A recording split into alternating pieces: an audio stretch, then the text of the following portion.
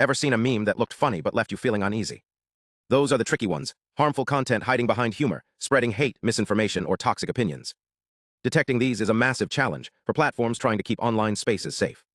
But today, we're diving into a breakthrough approach that's redefining how AI identifies harmful memes. Let's start with the problem. Current systems for spotting harmful memes struggle in three key ways.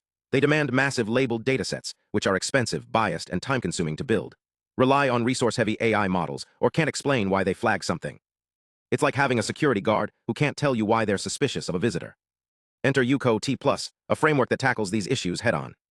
Here's the innovation. Instead of asking AI to analyze images and text simultaneously, a complex multimodal task, U-CoT+ first translates the meme into detailed text.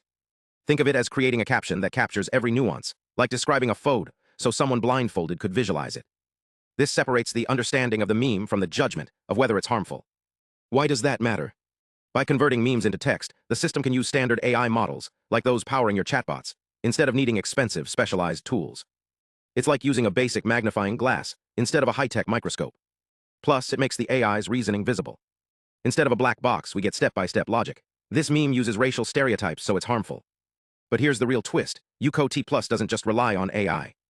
It integrates human-made guidelines to steer the reasoning. Imagine giving the AI a set of rules like, watch for slurs, bias stereotypes, or manipulative language. These guidelines act like a roadmap, helping the AI stay consistent and explain its choices. No more "why did it flag this?" moments. The results? This approach works amazingly well, even with smaller AI models.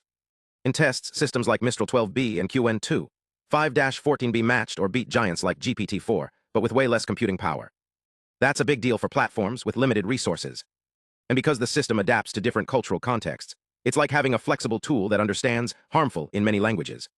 But here's the catch: no system is perfect. Researchers analyzed 30 error cases across datasets like FHM, PrideMM, and HarmP, and found that some mistakes weren't random. The problem?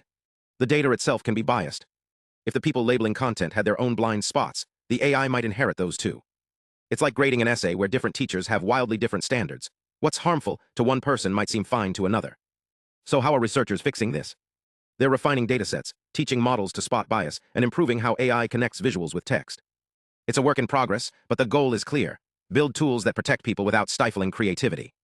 The next time you see a meme, remember, it's not just about the joke. It's about how we teach machines to see the world with more empathy, and maybe a little more wisdom. Thanks for watching. Stay curious, and let's keep making the internet a smarter, kinder place.